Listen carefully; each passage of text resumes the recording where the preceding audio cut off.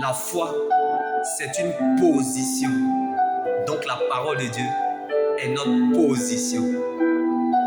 La foi, c'est accepter ce que le cœur a reçu. Comme l'aveugle Bartimée pouvait nous le dire, qu'est-ce que c'est? La foule lui dit, c'est Jésus qui passe par là.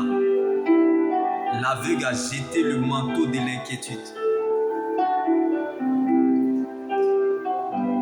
Malgré que la foule le refoulait, l'aveugle a persisté, insisté et cria encore plus fort.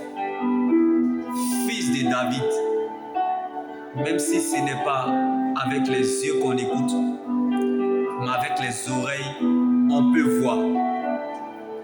La foi, c'est accepter la parole de Dieu dans les circonstances. Comme Bartimée était aveugle, mais il avait la bouche. Ne te tais point. Ne regarde pas à ce qui s'arrête, ni à ce que tu as perdu, ni à ce qui est parti. Mais vérifie bien ce qui reste, car Dieu commence toujours avec le reste. Comme le diable a volé les yeux de Bartimée, mais il a oublié de prendre sa bouche. Le diable oublie toujours quelque chose. Je ne connais pas ta situation, mais c'est une question de révélation. Car la parole a le pouvoir. Donc c'est ce que tu déclares, c'est ce qui t'arrivera. Donc ta voix t'indiquera la voie. Jésus est la vie dans vos années. Comme Bartimée était aveugle, mais il adorait le Seigneur Jésus de tout son cœur et de tout son âme. Adore le Seigneur comme jamais tu l'as fait auparavant. Loue-le comme si c'était ta dernière louange sur la terre. Que ta foi soit faible dans une fidélité absolue, dans la persévérance soutenue par une adoration agréable à Dieu. La foi, c'est l'assurance. Comme Bartimée sur ce chemin de Jéricho de l'humiliation, qui ne voyait rien. Ce n'est pas parce que tu n'as pas encore vu que tu ne croiras pas.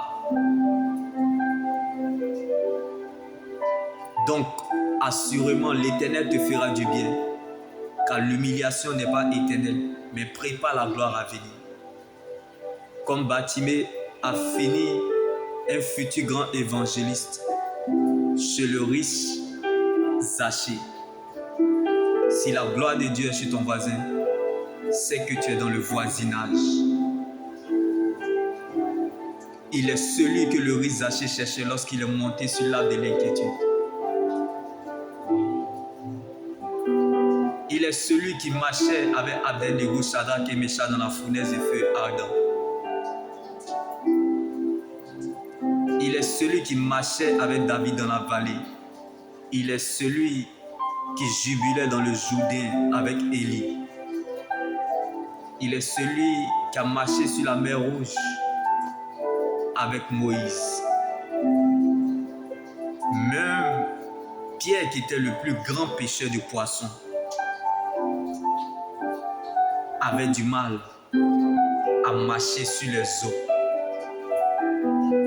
Là où il n'y avait plus de chemin, Jésus a marché sur les eaux sans bateau. Le chemin n'est pas facile, mais il reste le chemin. Il y a des décisions qu'il faut prendre seul. Des chemins, excuse-moi pour le terme, des chemins qu'il faut prendre seul. Même si cela te risquerait de te coûter la vie. D'accepter que personne ne te comprenne. De supporter que personne ne t'aide. D'assumer ce chemin incertain, incompris et inaccessible. Parce qu'il n'y a pas de place dans ce cœur. Jésus, sa place dans notre vie n'est pas négociable. Le chemin n'est pas facile, mais il reste le chemin. La foi, c'est une mentalité. La foi, c'est une position. La foi, c'est d'assumer les décisions jusqu'au bout. La foi ne revient pas sur ce qu'elle dit. La foi, c'est d'aller au bout de ce qu'on a décidé de faire pour la gloire de Dieu et non de plaire un homme.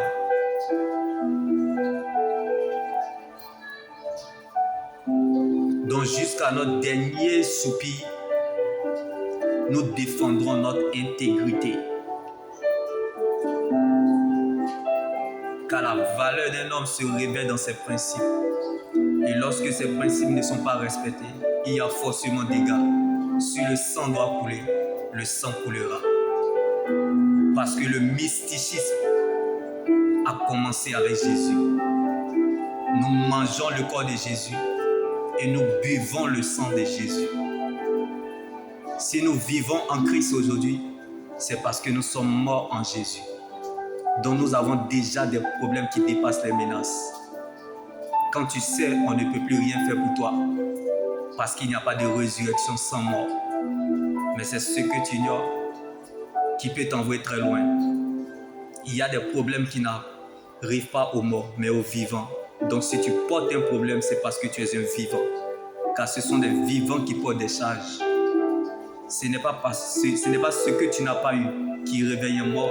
Ce n'est pas ce que tu cherches, espères ou attends qui peut réveiller un cadavre. Que tu meurs riche ou pauvre, cadavre, c'est cadavre. Mais comment se fait-il que malgré qu'elle n'a rien, mais elle a la paix du cœur, elle a la joie du cœur?